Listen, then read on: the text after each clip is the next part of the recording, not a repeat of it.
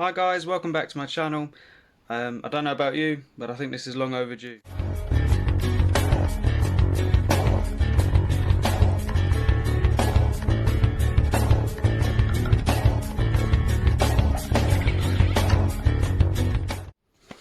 Okay, so first of all, apologise for my absence over probably a year now.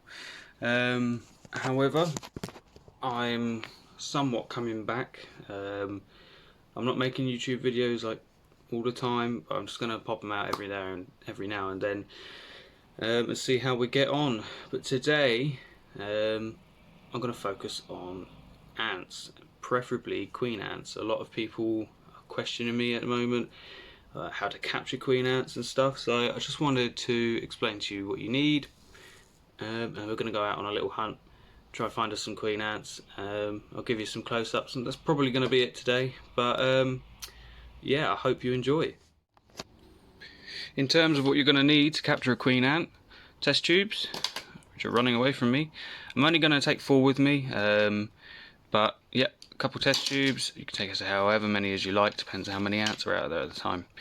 Cotton wool, I use cotton wool balls, we've got plenty of them because of our daughter. And then some fresh water, preferably not out of the tap. Nice fresh clean chlorine free water is better, but tap water is okay, just as long as it's just not too chlorinated, I guess. Okay, so what we're aiming to make is something like this. Now this is a test tube chamber for founding queen ants. So I'm just going to explain to you how we go about making that. As a lot of people seem to struggle sometimes. It's very simple. So you don't need this cap. You don't need the caps at all. I keep them just for little bits and pieces, DIY projects. They can help sometimes. Right, so first of all, what you want to do, get prepared with the water and fill your test tube up about halfway, maybe a little over halfway, like so. Then what you want to get is your cotton wool. Take away a little bit so that there's a decent amount. And what we want to do, take a little bit more. What you want to do is cram it up, stick it to the top. Now, don't push it all the way in straight away, because you want to get something like a Sharpie. I should have mentioned this in the thing. Anything that will fit down the hole to push the cotton wool in. Now, this is just a tip, as it's better off for the hydration near the end anyway. But what you want to do, get a pen or something, maybe even the end of your pipette, and you push down, but quite firmly. So you need to make sure it's level. Push down quite firmly and quite fast till you can see, once it focuses, if it focuses, it's like an ever so slight water level here where the cotton wool's moist, so you can see that. Now the reason I said to push it down firmly is because if you push it down slowly, the cotton wool touches the water before the main body of water, and it will soak it up, and you actually end up creating a big old air bubble here, which is no good. So what we now need to do is just pat down the excess so it's moist and it gathers all that moisture up, and so it's nice and flat. There you go, you can see the moisture in there now. And then, once I wipe the bubbles away, now you're very close to finishing. All you want to do is grab some more cotton wool and just plonk it in on top. And there you go, we've got another chamber sorted. So it's really that quick and simple, not difficult at all. Suggestion, as a lot of people do question why you put cotton wool in the end and not the test tube lid back. Test tube lid creates no airflow whatsoever. There's no holes in that.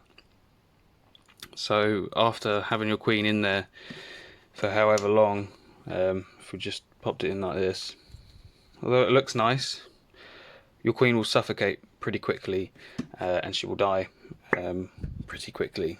So yeah, we put the cotton wool in. They don't really tug the cotton wool too much, and it allows airflow to go in and out. Your queens can breathe, and everything's fine and dandy. So I'm just going to finish these other two. There we go. That's our 4 test tubes ready for queen ants. I'm only going for 4, like I said at the beginning. I don't want that many. I often find if you get too many, you struggle to keep on top of it all. Although you usually just leave them to it, do their own thing, you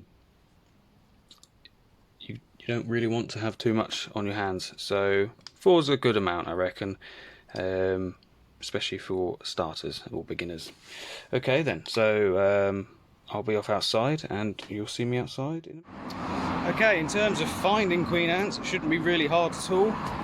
It's 4 o'clock at the moment, very sunny.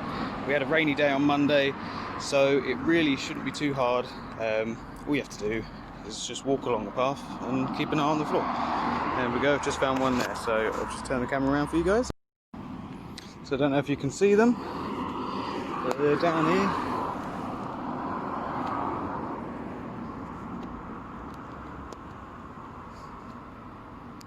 Scurrying about the paths. I won't grab that one, just want to show you that it's really not hard to find a queen ant, especially after rain and this time of year.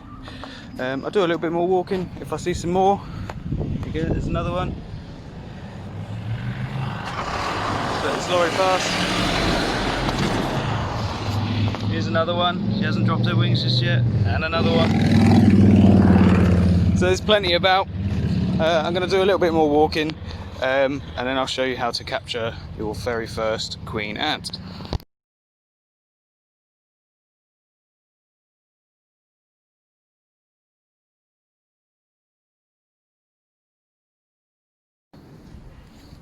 Okay, so I've just come down this trail.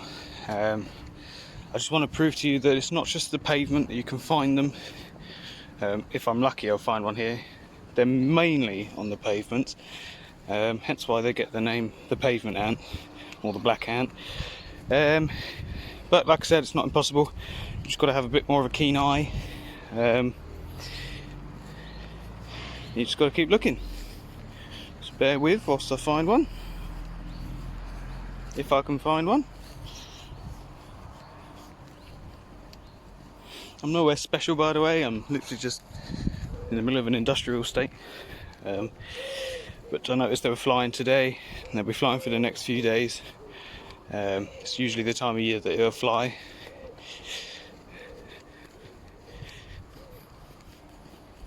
There we go, we're getting onto some gravel here. We might find one here, possibly.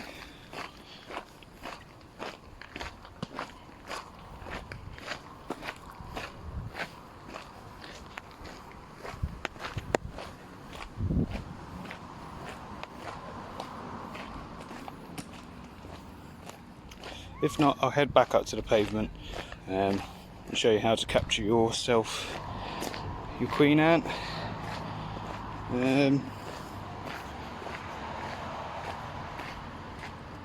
No such luck, I don't think. Usually find them in a sunny area. They don't tend to be like in a shaded area like this. But again, not impossible. Once they land, they take their wings off after mating, and here we go. There we go. We've got a queen ant there. Got another one here, actually. I briefly saw a male. There we go. So that is a male. After mating, they shortly die. Their entire life is just to breed with the queen mid-flight, and then they die. That's about as much use as the male in the ant family. So I'll show you how to capture yourself one. Take the cotton wool out. You just pop it in front, try and guide it in. You could pick them up, tends to do damage to them though. And there we go. Get yourself a queen ant. Give it a little tap, keep it down whilst I put the lid on. There we go.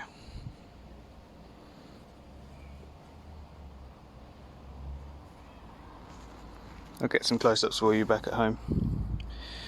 There's a couple here, so I'm just going to get these. Might as well keep the camera on for you guys, just to show you how simple it is. These look like Lasius niger.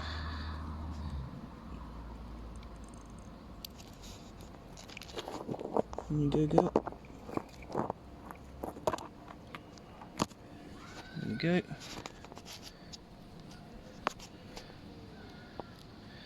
Number 2.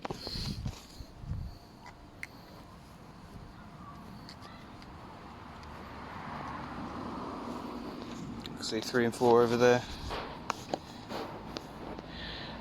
We've got 2 there.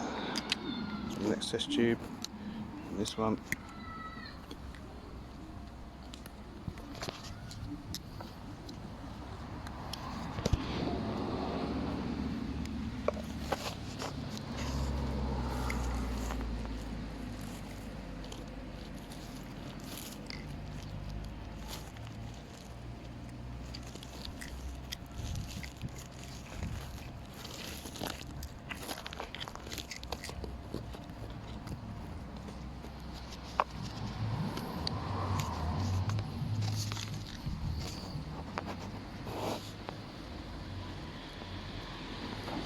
I'm sure people must think I'm crazy, kneeling down with a test tube trying to catch an ant.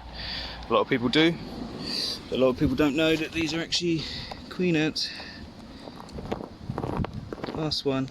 Here we go. Through the channel. Nope, not through the channel. She's hiding.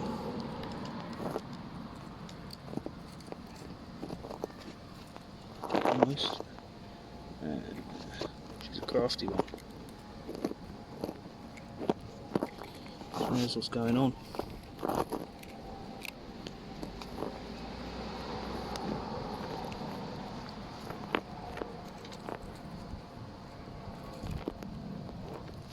She's evaded me long enough. Let's see if her friend will go in. Yep. I feel like the other ones deserved freedom. She evaded me quite well. Right. So we'll head back. And I'll show you the close-ups of the queens. Just quickly, I do believe all of these are Lasius niger, the common black ant, and not Lasius flavus, the yellow meadow ant. There's a few telltale signs. I'll be able to tell more when I'm at home and they're under the light. But for now, I will see you back at mine. Just passed this girl on the way home. Oh, she flew off. But she had wings still. What I wanted to explain was that you don't really want to be picking up the ones with wings. Usually it's a sign that they haven't been mated with just yet. However, it's not canon. There's hundreds of them, absolutely everywhere. It's not canon that they haven't been mated with. However, it's a good telltale sign that they haven't been mated with. So just leave the winged ones alone and just look for the ones that have taken their wings off. For those of you who don't know, when ants mate on the wing, the male will shortly die, and then the female will go ahead, land, she takes off her wings. Quite an easy process for her, it seems, just snaps them off, and then goes on the lookout for a suitable home. And that's where we come along, big old fat giants, and shove them in test tubes. But as long as you take good care of them, I shouldn't see why it's a problem. That's why I only like to take a couple rather than hundreds. Let nature do its thing most of the time. But yeah, so I just thought I might mention that. Grab the ones without the wings rather than the ones with the wings. Okay, so you get back home with your ants and now you're like, what do I do? It's really simple. And I can't stress how simple it is. You put them away in a nice dark place, not too hot, not too cold, good temperature, room temperature is good, and you leave them. You leave them to do their own thing. Reason being is obviously in the wild they'll be going out and digging tunnels, going underground, and basically just looking for a suitable place to nest and make a founding colony. So the best way we can mimic that is to just leave them in the dark and leave them to it. Check on them every now and then, don't get me wrong. You obviously you've captured the ants, you want to enjoy the ants. But my best advice to you is to just leave them be, and as soon as they start getting eggs and workers, then you can check on them a little bit more often until they've a proper founding colony and they're quite open to come outside and stuff. That's when you really enjoy the ant keeping hobby. But for now it's just a more of a waiting game. I can confirm all of these are Lasius niger.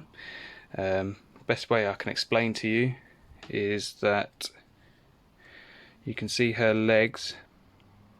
Maybe if I pull the light a little bit closer and try and focus.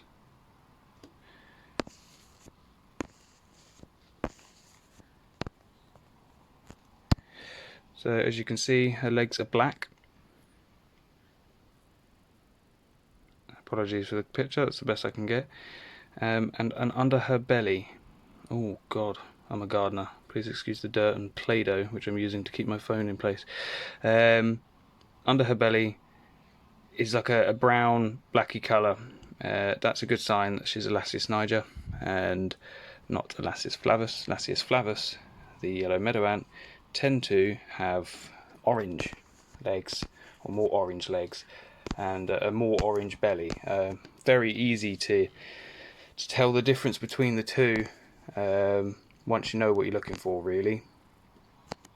But yeah, apart from that, I'm going to send these girls into I'll show you where I keep mine actually, just to make it a bit easier for you guys. There's my video stand. You pick the girls up.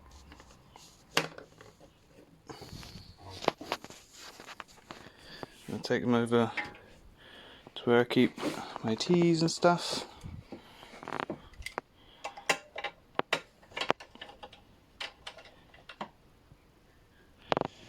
I'll just pop them there. And pop them behind this. It's a nice shaded glass, so it keeps them, you know, happy, and just leave them in there. They do their own thing, they'll start laying eggs, and then after a while, I caught this one 2 weeks ago. I was lucky enough to find it on my patio. After a couple weeks, could even be a couple days, they settle down. And if my phone will focus, which it's reluctant to right now, there we go. After a couple days, as you can see, she's turned into a big old pile of brood and larvae. I don't need to do anything. I don't need to feed her. This is Lasius niger. Same with Lasius flavus. They use the fat off of their storage out of their abdomens to start the foundation for her ninantics, which are the first stage of her ants. And then after a while you'll get a colony a little larger. This is my Metabarbarus. These guys I do have to feed, and they tend to eat seeds. And my phone won't focus today. You get the gist. I don't know why it's not focusing. But yeah, so these guys, they eat seeds, and I give them a mealworm from time to time. I also have Polyrhachis in here, and they've got a really cool setup. If that's something you want to see, something you want to see more of, I'm happy to do that. But apart from that, that'll probably be me today. And so yeah, I'll catch you on the outro. Okay guys, so it's really that simple. not hard at all. All I'd done was just walk down my road, and I passed hundreds of them. I just wanted to walk a little bit further just to show you that you can find them in not always like pavemented spots. I was near a pavement spot, so you know they're everywhere at the moment. Just go outside with your test tubes, go have fun, go capture some ants, and yeah. In terms of care, if you wish for care videos on ants, I'm happy to make some. I like to explain to you guys and educate everybody about ants, because I find them fascinating, I really do. Apart from that, crabs are another go-to for me. I love my crabs, my little hermit crabs and vampire crabs. And yeah, I'm not too fussed into the teas anymore. Still have my teas, and they're still looking all good and healthy.